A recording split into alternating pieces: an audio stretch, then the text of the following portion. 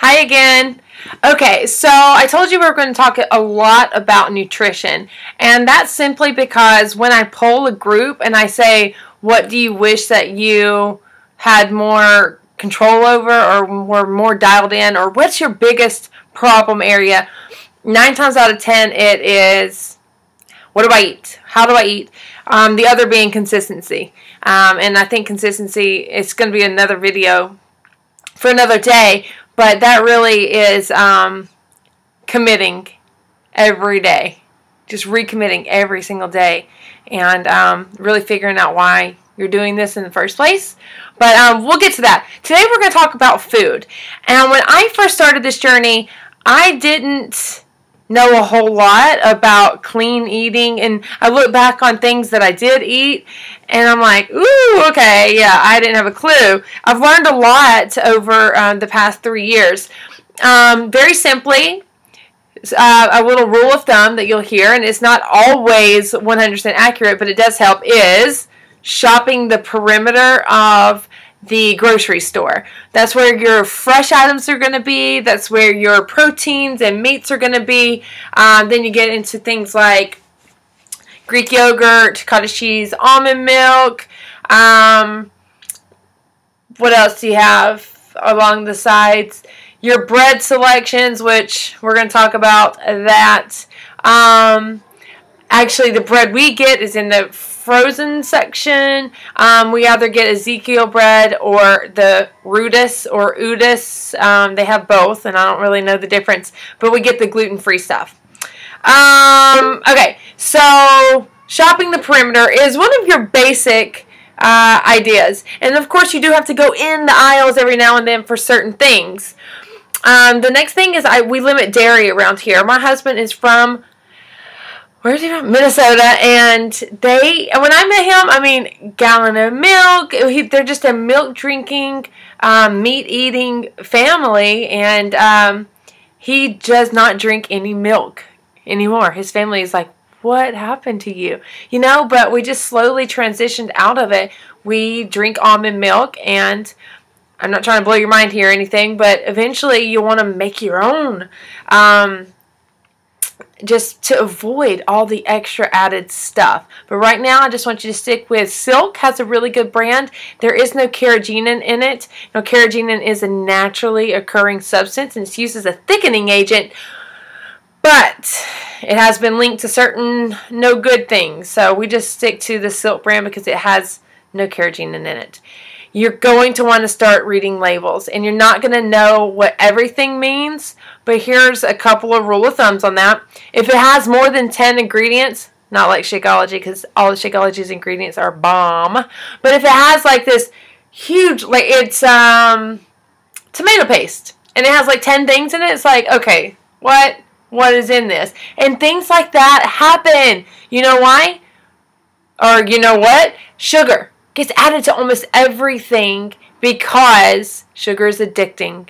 The sugar alternatives are addicting. And if they can make it addicting, it's better for them. Okay, so I'm not going to try to talk conspiracy theories or anything like that with you. What I am saying is pay attention to your labels. You want to avoid artificial sweeteners. Sucralose. No more Splenda. No more Equal. No Sweet and Lows. In fact, stevia has even gotten to the point where you have to be careful because the stevia leaf is green and the stevia we buy in the store is white. How is that? You know, is there a bleaching process going on? We could dissect so much. I'm telling you, food is so broad and there's so many things that we have to pay attention to.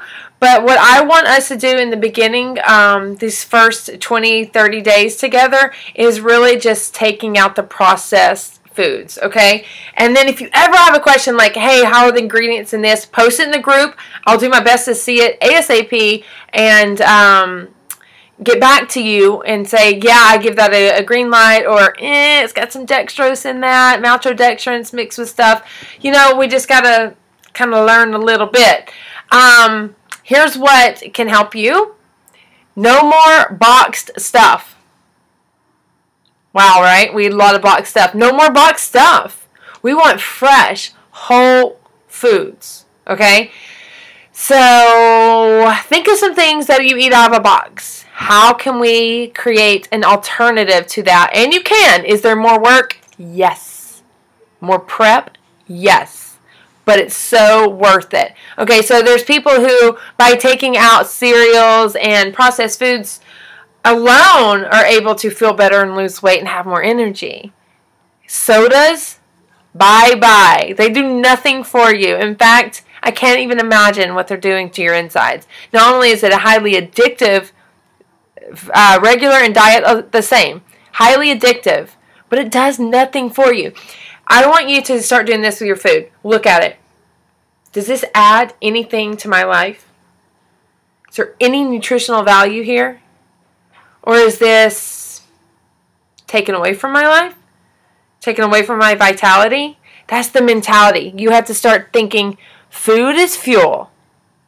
Food is not for fun. Now, I'm not saying ever. Once a week, you can have a cheat meal. If you're on 21-day fix, you cannot. You got to give it 21 days. But after that, in your maintenance, say you reach your goal weight, you're liking the way you look, your clothes are fitting good, you can have a cheat meal once a week. Not a cheat day, but a cheat meal with a dessert or whatever. But I just want you to remember, and this is not a radical group. I mean, I've ran some radical groups before where it's like no sugar, absolutely no sugar. But I'm going to be realistic here. We've got Thanksgiving coming up, and I want you to eat. I don't want you to obsess over food, but I want you to enjoy yourself. And last year, no, not last year, my first year in 2012, and I was like on it, everything on it. I made all clean, healthy, non-sugar foods for Thanksgiving, and it was awesome, you know? It wasn't like the same, but it was awesome. So just think about it. You know, is this a lifelong commitment? Is this a new lifestyle for you? Then you'll just start thinking about, I want to implement these things. I want my children to grow up not being sugar and carb addicted, because most of us are. And you have to work really hard to become not.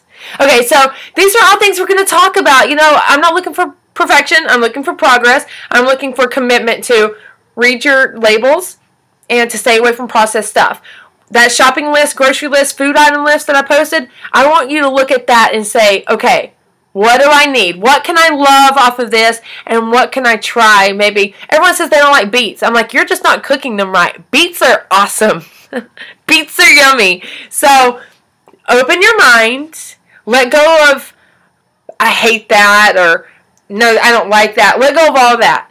And just say, I'm open to trying new things. I'm open to adding nutritional foods into my diet and into my body, and I'm excited. Okay, so that's what we're gonna that's how we're gonna think in this group.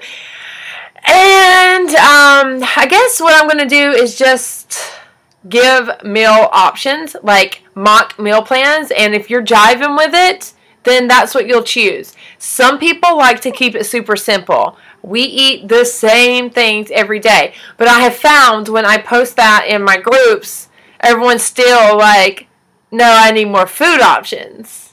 So I think what I'm going to do is put up breakfast options, lunch options, dinner options, snack options, and then I will make a mock meal plan of how I would implement those food choices into a meal plan. Okay, so would that work? Would that be sufficient? Talk to me so I know what you want so I can give you what you need. I'm excited about this group, and I know that we're going to make some big things happen.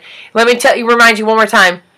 Before pictures will be taken and posted by every single person in this group, including myself. This is not something you can skip. If you have a problem with that, go ahead and remove yourself. I'm sorry. I love you. That's why I'm saying that. Okay. House phone's ringing. Alright. I'm going to let you go because this got long, quick, and I will see you in the group. Alright. Love ya. Bye.